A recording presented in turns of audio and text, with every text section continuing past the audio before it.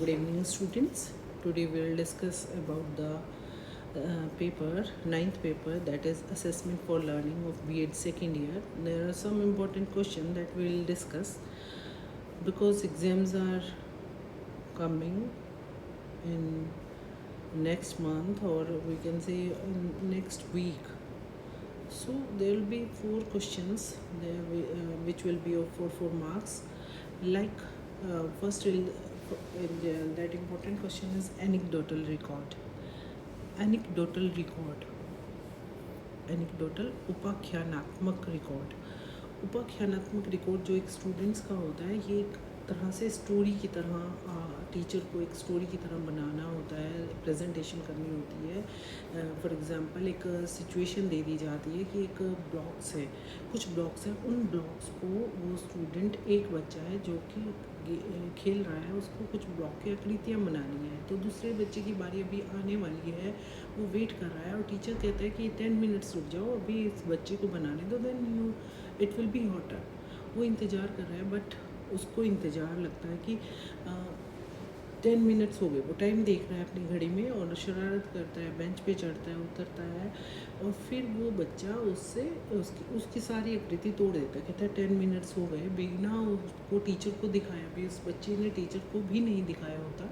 तो इस पूरी इंसिडेंट को एक स्टोरी के माध्यम से जो रिकॉर्ड मेंटेन करता है teacher, this is called anecdotal record. ये इस तरह से कोई भी रिकॉर्ड हो सकता है, लेकिन इसमें ये है कि जो भी स्टूडेंट्स हैं उनका पॉजिटिव एस्पेक्ट आप लेंगे, नेगेटिव एस्पेक्ट नहीं लेंगे. Then second is prognostic and diagnostic test. Prognostic means future के लिए, जो हम पहले से ही असेस कर लेते हैं बच्चों के बारे में कि ऐसा हो सकता है.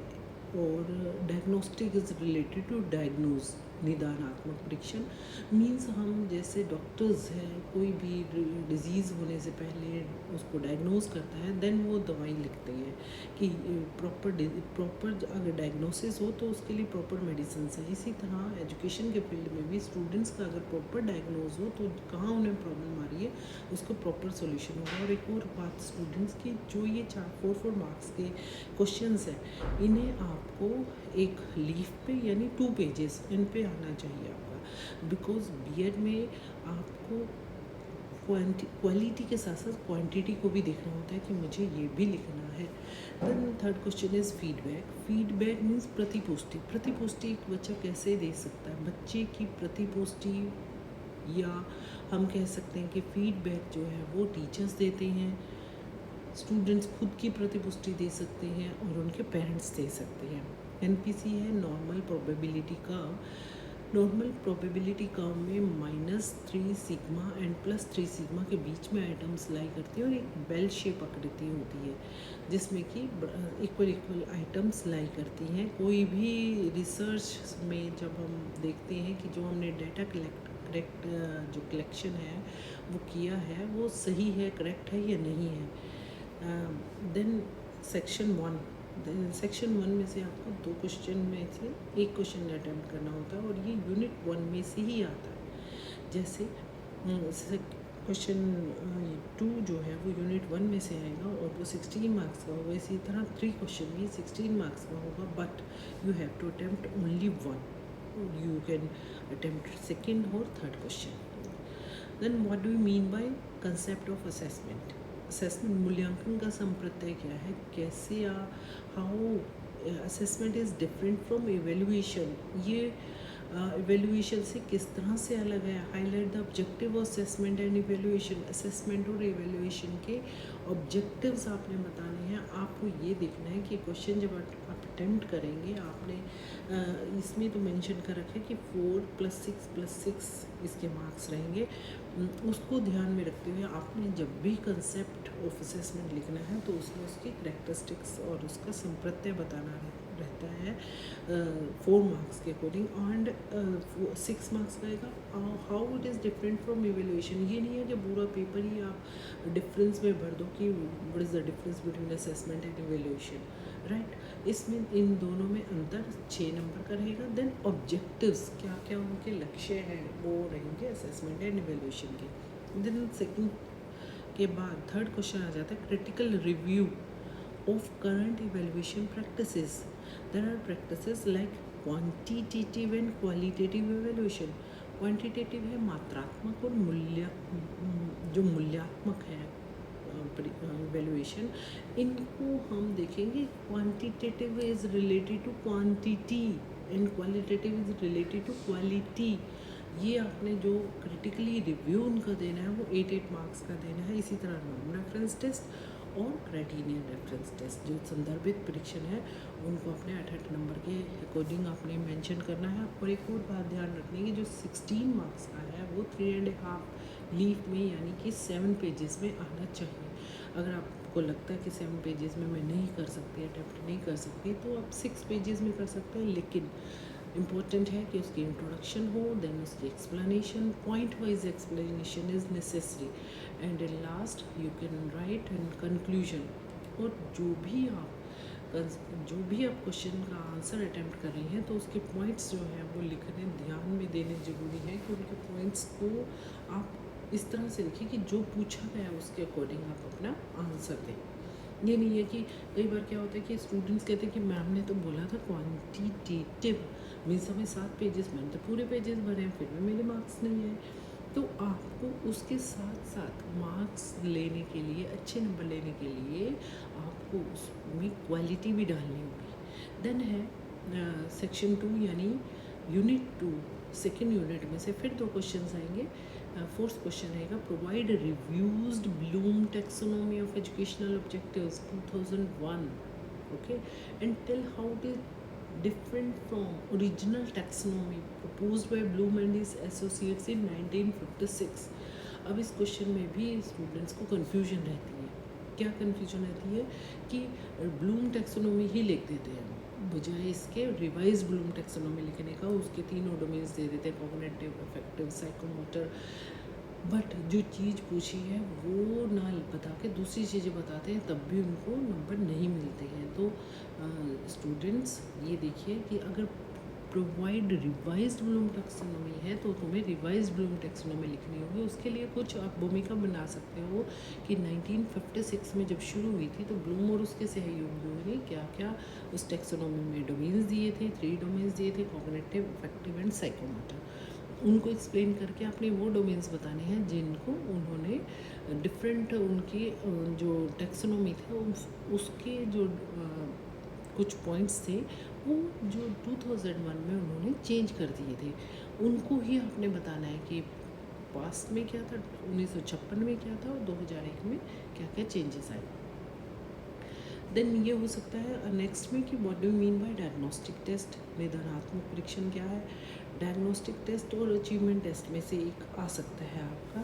तो write down its steps for construction, its uses and limitation in details. जैसे मैंने यहाँ पे मेंशन कर रखा है 4444. इट मीन्स जो डायग्नोस्टिक टेस्ट का मीन है वो 4 मार्क्स का रहेगा. Then write down the steps of its construction, कि ये बनता है, इसके क्या क्या स्टेप्स हैं, एंड इट्स यूजेस, कि इसके क्या प्रयोग हैं, और उसकी लिमिटेशंस. ये चीज़ें आएंगी वो आपको डिटेल में लिखनी है. वो बिल्कुल मेंशन है. 4444 मार्क्स के अकॉर्डिंग आपने इनको अटेम्प्ट करना है. देन सेक्शन 3 जो रहेगा यूनिट 3 में से, उसमें भी आपके 2 क्वेश्चंस रहेंगे. जैसे फॉर एग्जांपल मैंने एग्जांपल के लिए लिया हुआ है, this is not the final paper, it is for example. Okay, what do you mean bye continuous and comprehensive evaluation. Continuous और कॉम्प्रिहेंसिव यानी सीसी सिस्टम स्कूलों में लागू किया गया है. उससे आप क्या समझते हो कि क्या है समग्र व्यापक मूल्यांकन. इट्स नीड, इसकी आवश्यकता क्यों पड़ी. Write down its need and importance. What is its need and importance in education. अब इसको भी आपने ये देखना है what do you mean by. अब इसकी मीनिंग लिख के इसकी characteristics and then its need and importance, ये 4 मार्क्स के अकॉर्डिंग आप करेंगे. देन है 7th question, discuss in detail how sociometry technique work. Sociometry technique जो है वो कैसे कार्य करती है, आपने पहले बताना है कि सोशियोमेट्री टेक्निक होती क्या है. देन आपको बताना है कि हाउ इट वर्क्स, कि कैसे काम करती है और इसकी स्टेप्स क्या क्या हैं, and for the formation of group and criteria for assessing the task. क्या क्राइटेरिया अपनाता है एक टीचर उसको टास्क को बताने के लिए? जैसे सोशियोमेट्री टेक्निक में हम कहते हैं कि जे.एल. मोरेनो ने जो दी थी, उन्होंने कहा था कि जैसे हॉस्टल में स्टूडेंट्स नहीं रह रहे थे तो क्या रीज़न है, रीज़न फाइंड आउट करने के लिए उन्होंने एक टेक्निक लगाई कि उन्होंने कुछ स्लिप्स दी स्टूडेंट्स को। उन्होंने प्रश्न ऐसे रख लिए कि कौन से बच्चे को किस बच्चे के साथ बैठना पसंद है, किसके साथ बेंच पे बैठना पसंद है, किसके साथ बस में रहना पसंद है, किसके साथ खाना खाना पसंद है। तो उनके फर्स्ट सेकंड चॉइसेस इस तरह से चॉइसेस पूछ ली। तो उन चॉइसेस के अकॉर्डिंग ही उन्होंने एक सोशियोमेट्रिक्स बनाई, सोशियोग्राम बनाया। और सोशियोमेट्रिक्स और ग्राम्स की हेल्प से हम देख सकते हैं कि कितने बच्चे ऐसे हैं जिनको स्टार ऑफ द क्लास कह सकते हैं हम। कहीं भी आपको कोई कंपनी है, उसमें आपको एक हेड चुनना है या फिर क्लास में सीआर चुनना है, तो हम सोशियोमेट्री टेक्निक का प्रयोग कर सकते हैं। उससे ये पता चलता है कितने बच्चे उस बच्चे को, पार्टिकुलर स्टूडेंट को कितने बच्चे पसंद कर रहे हैं या पर्टिकुलर पर्सन को। और उससे उस संस्था के जहाँ भी आपको कोई हेड चाहिए, प्रेसिडेंट चाहिए, वो चुन सकते हैं। इसी तरह क्लास में क्लास रिप्रेजेंटेटिव चुन सकते हैं, कंपनी में चुन सकते हैं। तो group its step for formation of groups, कि ग्रुप्स कैसे बनाए जाते हैं, criteria for assessing task. Then आ जाता है आपका सेक्शन 4 यानी यूनिट 4। इसमें आ जाता है question 8, what is student portfolio. Student का पोर्टफोलियो क्या है, इसके टाइप्स क्या हैं, प्रोसेस ओरिएंटेड और प्रोडक्ट ओरिएंटेड पोर्टफोलियो क्या क्या है। ये भी आप देखो 16 मार्क्स का दे दिया है आपको। इसमें भी portfolio, what is student portfolio, कि स्टूडेंट का ये 4 मार्क्स में रहेगा। और दूसरे ये types of process oriented and product oriented आप 6 मार्क्स में लिखेंगे। जैसे प्रोसेस, अभी किसी कार्य को करने की प्रोसेस चल रही है या फिर प्रोडक्ट है, वो उसमें आएगा। वो आपने मेंशन इस तरह से करना है। कभी भी क्वेश्चन अटेम्प्ट करते हुए ये गलती ना करना है। उस क्वेश्चन को बहुत अच्छे से पढ़ना है, डीपली पढ़ना है, ताकि आपको उसका पहले तो उसका मतलब क्लियर होना चाहिए कि क्वेश्चन में पूछना क्या चाह रहे हैं। राइट, आपको आता सब कुछ है, आप सब कुछ बता देते हो, लेकिन जो पूछा वो नहीं बताते। तो अगर आप अच्छे मार्क्स लेना चाहते हो तो जो कुछ पूछा हुआ है उसको बड़ा ध्यान से देखना है, सुनना है, देन आपने अटेम्प्ट करना है। दूसरा नेक्स्ट है 9th question, what is grading. Grading क्या है, ग्रेडिंग सिस्टम क्या है, क्या होती हैं grades. For example ABCD grades के बारे में तो आपने सुना ही है। तो discuss the types and methods of utilized for grading the learning outcome of the students. कौन कौन से मेथड्स हैं, क्या क्या टाइप्स हैं जिससे हम ग्रेडिंग दे सकें, कि जानने के लिए learning outcomes of the students. So students, जैसे मैंने अभी आपके साथ क्वेश्चन पेपर डिस्कस किया, इसी तरह से आप जो भी आपके प्रश्न रहेंगे उनको आप अच्छे से पहले पढ़ेंगे, फिर उनका मीनिंग देखेंगे, फिर उसको अटेम्प्ट करते हुए सोचेंगे कि कहाँ पर मुझे क्या पूछा हुआ है, उसके अकॉर्डिंग आप अटेम्प्ट करेंगे। और डेफिनेटली जब आप उसको अच्छे प्रेजेंटेशन आपकी अच्छी होगी तो definitely you will get good score. तो थैंक यू एंड